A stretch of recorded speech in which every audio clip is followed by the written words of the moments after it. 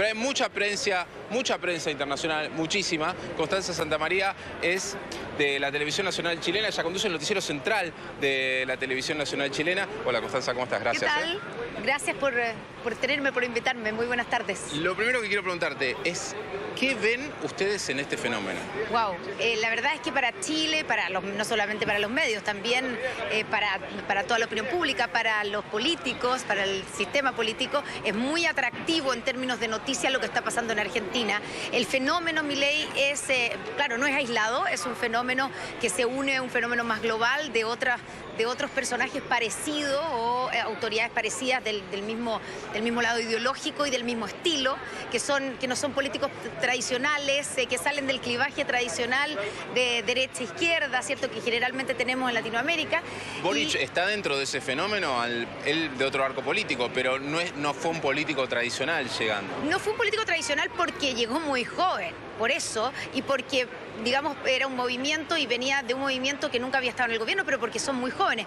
Pero él fue diputado, fue primero dirigente político, estudiantil, ahí saltó, digamos, a la fama política, ahí construyó su carrera, empezó a construir su carrera y de hecho hoy día gobierna con parte de sus compañeros del movimiento estudiantil de esa época. Entonces, en rigor tiene una carrera política desde joven. En este caso, Javier Milei hace 3 años lo conocía muy poca gente. O sea, 2018 fue primera vez que apareció en un programa de televisión y 2021 fue electo diputado y hoy día es presidente electo. O sea, esa rapidez, eso es un fenómeno. O sea, sin duda es un fenómeno y eso lo estamos mirando con mucho interés. También lo que produce, lo que pasa en Argentina. Un país además que siempre ha tenido este clivaje de peronista o antiperonista y hoy día como que se desarma eso. Entonces es súper interesante lo que está pasando en Argentina, también ver cómo, digamos, se aterrizan esta cantidad de expectativas y de promesas que ha hecho el presidente electo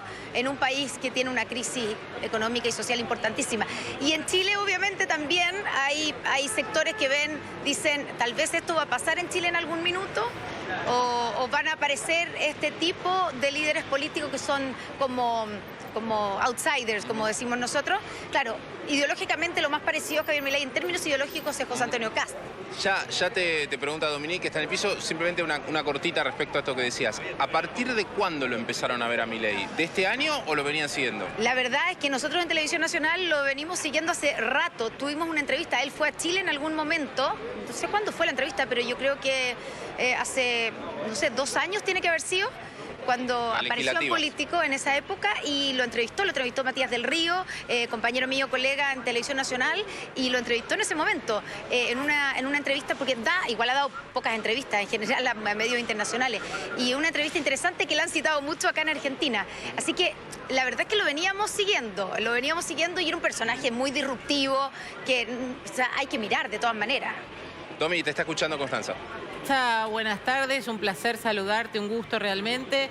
Y lo primero que querría que nos cuentes, como chilena y conductora y periodista, es ¿qué crees vos que le gustaría o pretendería a Chile que pase con este nuevo gobierno? ¿Qué tipo de relación? ¿Cómo crees que debería de ser? Bueno, es evidente que el gobierno de Chile, el gobierno de Gabriel Boric es del signo político opuesto a Javier Milei. Eso es evidente.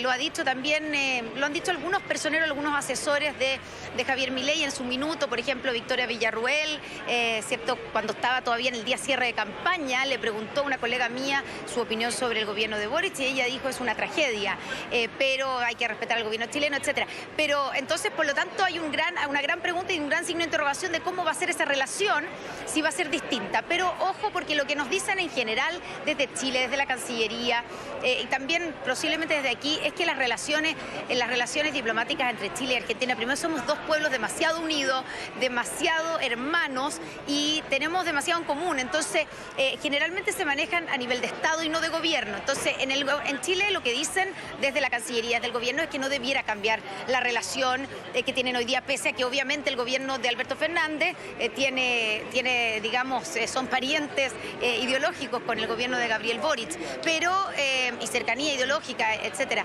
Pero no debiera, y lo que dijo Gabriel Boric hoy día es que van a hacer todos los esfuerzos para seguir teniendo una muy buena relación con Argentina. Va a depender todavía, estamos nosotros como periodistas, por ejemplo, esperando que Javier Milei se manifieste sobre este tema, sobre si van a cambiar las relaciones o no, y qué opina, cuál es su postura frente a Gabriel Boric. Porque claro, lo ha dicho, eso sí, es su nueva canciller, ella sí lo ha dicho. Yo le pregunté en algún minuto aquí a Diana Mondino. Le pregunté ayer en la noche en algún minuto y me dijo, por supuesto que pretendemos tener las mejores relaciones, y declaraciones así, pero sería bueno para nosotros como periodistas, nos interesaría, no sé si lo vamos a lograr. Yo le he preguntado varias veces cuando lo he tenido al lado a Javier Milei, cuál es su opinión sobre el gobierno de Chile, sobre Gabriel Boric, y si es que van a cambiar de alguna manera las relaciones con Chile, pero no me ha contestado. No. Seguimos todavía intentándolo. Y Alberto Fernández es una persona de conocimiento en Chile. ¿Cómo lo han visto este último tiempo? Como un presidente, ¿con qué características? Sí, es por supuesto que una figura conocida. En Chile todo lo que ha sido el gobierno kirchnerista es muy conocido, ¿cierto? Cristina y también Alberto Fernández, pues sí, es un personaje claramente conocido, pero una cosa que llama la atención y que nos llama la atención a nosotros, sobre todo ahora, es lo desaparecido que ha estado. Ha sido tema en Chile, también acá, yo sé, pero en Chile ha sido tema la ausencia completa del gobierno actual en la campaña de Sergio Massa en la segunda vuelta. No vimos a Cristina Fernández, no vimos a Alberto Fernández, no lo vimos en ninguna parte. Y yo ayer iba a ir a cubrir la elección, o sea, digamos, el voto de Alberto Fernández antes de ir al de Javier Milei, y me di cuenta que no había, o sea, obviamente había prensa, pero como que no había ni un interés, no había nadie esperando la votación ni las palabras de Alberto Fernández, y eso nos llama mucho la atención.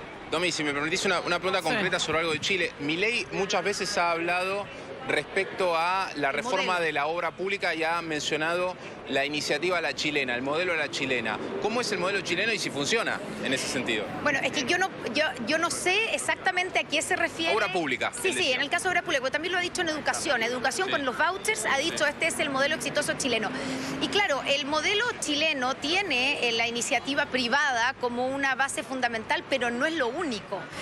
No es lo único. El Estado tiene un rol importante. Por ejemplo, en la obra pública, claro, se impuso durante la transición, digamos, en los 2000, una serie de concesiones y el modelo en que se concesiona la obra pública, la construye el privado y después, digamos, cobra un precio, en el caso, no sé, de las carreteras, cuando se hicieron grandes obras públicas en Chile. O sea, hay una alianza público-privada. No es que todo lo haga el privado, es que hay una alianza en el caso de obras públicas y, claro, ya ha funcionado para poder construir una infraestructura moderna, que efectivamente se modernizó el país en su momento, en los 2000, con estas obras públicas, y que además le permite al gobierno no estar gastando estados que no son ricos, en el caso de nosotros, que siempre tienen más necesidades que cantidad de recursos, le ha permitido no tener que gastarlos directamente ellos, sino que hacerlo a través de los privados. Pero a mí me da la sensación de repente que Javier Milei muestra el modelo chileno como que solo fuera, como que el Estado fuera muy pequeño y todo lo hicieran los privados, y la verdad que es como entre, nosotros decimos en Chile, entre Tongoy y los Vilos, no es ni tanto ni tampoco, es algo entre medio. Y en la educación pasa un poco lo mismo. A mí me han preguntado muchos jóvenes cuando yo los fui a entrevistar a los estudiantes, ¿cómo es el modelo chileno de los vouchers? Porque estaban como asustados. Bueno, aquí no es que a cada estudiante se le pase un voucher para que elija dónde se va a educar. Sí se le paga por alumno al lugar, al recinto estudiantil, al colegio, a la escuela. El Estado le paga por ese estudiante que va.